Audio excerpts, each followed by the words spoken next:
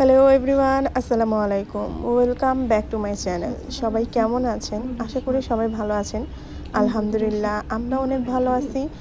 আর আমি এখন স্পেনে আছি, আর এটা হচ্ছে আমার বাংলাদেশের ব্লগ। বাংলাদেশে থাকাকালীন অনেক ব্লগ আপলোড করা হয়নি, সেগুলো জমে আছে। তো আমি ভাবলাম যে এখন যেহেতু আমি বার্সেলোনায় আছি, তো বাংলাদেশে স্মৃতিচারণ করা যাক। স্মৃতিচারণ হিসাবে আমি বাংলাদেশের কিছু কিছু ভিডিও এখন মাঝে মাঝে আপলোড দিব। তো আই থিঙ্ক আপনাদের ভালো লাগবে। আর এটা হচ্ছে একদিন আমার মাছ কাটতে ইচ্ছে হচ্ছিল। এটা হচ্ছে ইলিশ মাছ। আমি এর আগে কখনো মাছ কাটিনি, এখন সেটা যে মাছই হোক না কেন। কারণ স্পেনে আমরা যে মাছগুলো খাই সেগুলো বাজার থেকে আনার সময় ওরা ক্লিন করে একদম কেটে নিট অ্যান্ড ক্লিন করে তারপরে দেয়। আর বাঙালি যে মাছগুলো খায় সেগুলোও কাটা থাকে। বাট এর জন্য আমার একদিন চিন্তা হলো একটু মাছ কাটবো। বাট মাছ কাটাটা সেটা একটা খুব বড় ইতিহাস। যে অবস্থা হয়েছিল আমার মাছ কাটতে, যে সেটা আপনারা দেখলেই বুঝতে পারবেন। আর হাসবেন না প্লিজ। আমার তো বটি দেখাতে ভয় লাগতেছে। আমি এর আগে ইলিশ মাছ কোনোদিনও কাটি নাই। ইলিশ মাছ কি কোনো মাছে বটি দিয়ে কাটি নেই। আগে কি কাটবো? মাথা আগে ওরা মাথায় কাটে। হ্যাঁ,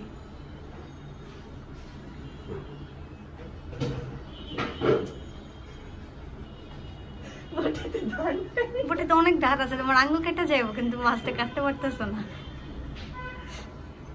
বিসমিল্লাহ।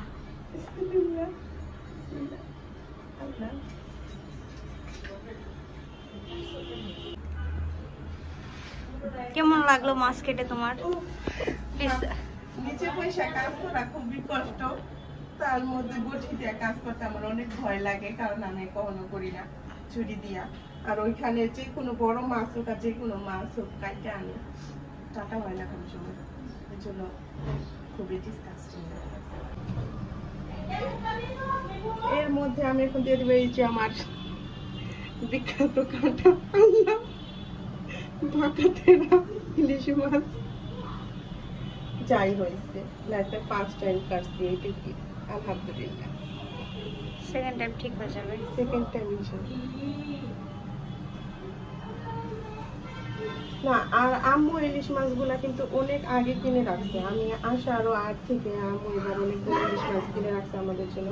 তো এগুলো যেহেতু ডিপে ছিল, অনেকদিন ডিপে ছিল, তো পরে বের করার পর এটার যে শুধু ইটা কি বলে ডিমটা, তো ডিমটা একটু লিকুইড টাইপের হয়ে গেছে। ডিপে ছিল না অনেকদিন, এই জন্য।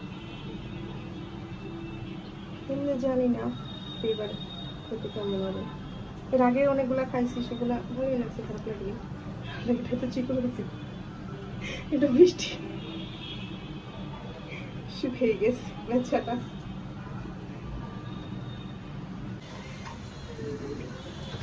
এটা হচ্ছে গরুর দুধ। তো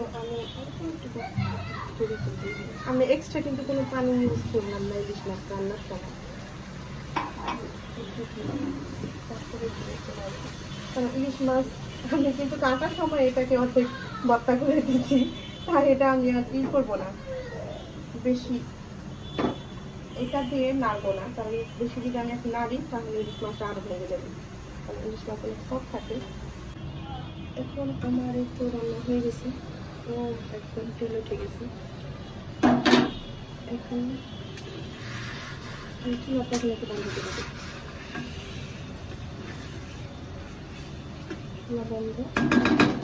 এখন আমি কি করবো, এই মাছগুলোকে উঠিয়ে নেবো মশলা থেকে, আস্তে আস্তে করতে হবে।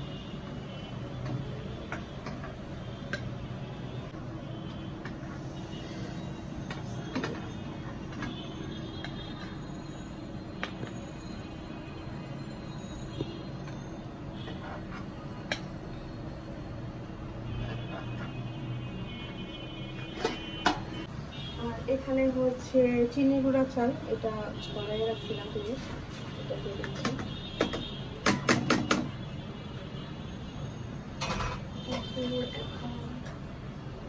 চালটাকে একটু ভেজে দিচ্ছি।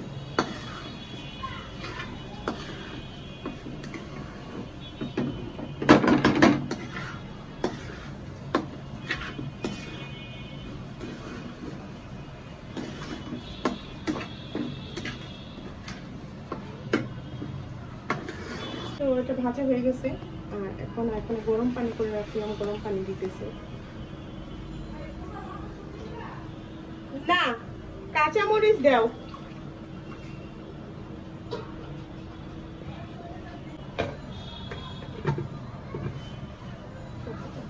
ওকে ও চোস একটা বের হয়েছে রে। বাস নাই তো লুচা লেগে যাবে। বাসনা ওর গ্রান ওর সেন্ট। আচ্ছা আমরা এখন হচ্ছে কাঁচামরিচ, তারপরে আমি তো আছে লবণও দিই নেই, লবণ দিতে হবে। লবণ,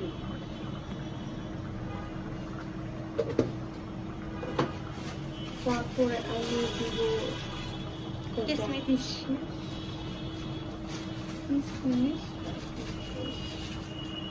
এখানে আছে আলু বোখারা। আলু বোখারা তো আমার অনেক পছন্দ। আলু বোখারা বেশি করে দিই, যদি খেতে মজা লাগে। আর আলু বোখারা চাটনি দিয়ে তো পুরো খেতে জোস। রাইসটা রান্না হয়ে গেলে আমি ইলিশ মাছগুলো এটার মধ্যে অ্যাড করে দিব সুন্দর করে।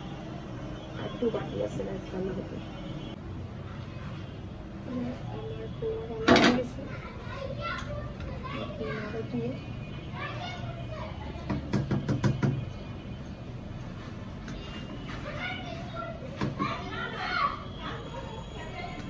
আমি কিন্তু আগেও বলছি আমি এই ইলিশ পোলাও ফার্স্ট টাইম রান্না করতেছি, পারফেক্ট হবে না, তো যেটাই ভুল হবে তখন আমি বলে দিলাম যে কি সমস্যা হয়েছে।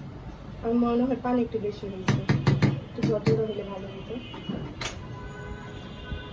এখন মাছগুলো দিয়ে দিই।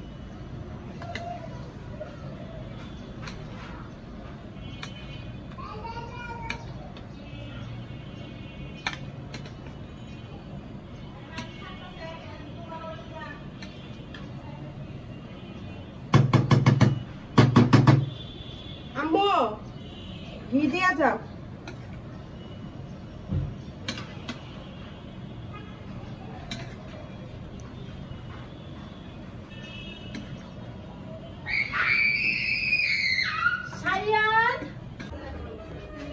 ইলিশ পোলাও রান্না শেষ, এখন আম্মু এটা রিভিউ দিবে। আম্মুরটা তো কোনোদিন খাইলাম না, তো আমারটাই আম্মু খায়। খাও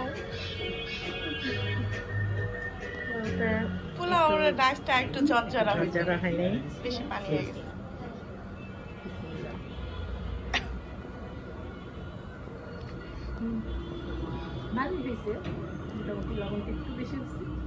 লবণ বেশি হয়েছে, চলে। সেন্ট হয়েছে ইলিশ মাছের 10-5। ইলিশ মাছটা এত না, অনেকদিন হয়ে গেছে না, অত বেশি না, ফ্লেভার নেই। তাও মজা হয়েছে, রাবার রাবার মাইসা খায় ইলিশ মাছ, একবারই ঢুকে দিও না, কাটা লাগবে।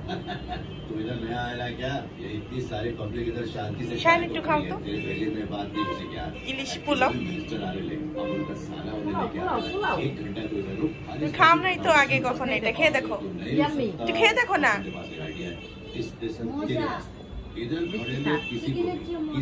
मिष्टी खा। हॉर्न बजाने के लिए मना ले, फिर हम लोग निकलेंगे।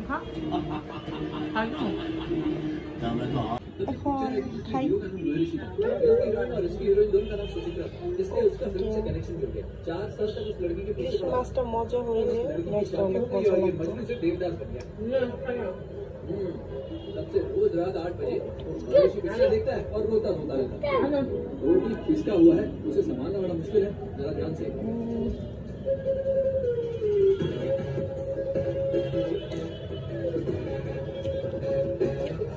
देखा हुआ बनाना, ऊपर नींबू नहीं छोड़ना। ना दिसे ये देखो, এই যে এটা দিছি। বিসমিল্লাহ। আমি খাইছি। Delicious. Raijan?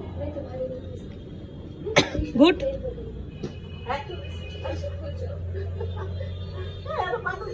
আমরা এখন লিচু খাবো।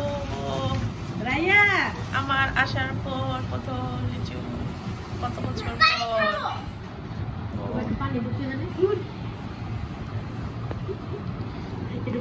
বাংলাদেশের সব রেস্টুরেন্টের ড্রিঙ্কসের মধ্যে আই থিঙ্ক চা টাইমের ড্রিঙ্কসগুলা সবচেয়ে বেস্ট। এর আগে আমি অনেকগুলা ফ্লেভার ট্রাই করছি, আমার কাছে অনেক ভালো লাগছে। অ্যান্ড আজকে আমি ট্রাই করতেছি, এটা হচ্ছে ম্যাঙ্গো জুস, সাথে আমি অ্যাড করে নিয়েছিলাম ববা আর হচ্ছে জেলি। বাট এইটা আমার কাছে তেমন একটা ভালো লাগেনি, কারণ আমি 0 সুগার দিতে বলছিলাম, সুগার কম হয়েছিল, এর জন্য এটা একদম টেস্ট পানির মতন লাগছে, তেমন একটা ভালো লাগেনি। বাট বেশি সুগার দিলে আই থিঙ্ক এটা মজা লাগবে। আর এই ছিল আজকে আমার ব্লগ, আশা করি আপনাদের ভালো লাগবে। তো আজকের মতন বিদায় নিচ্ছি, আল্লাহ হাফেজ।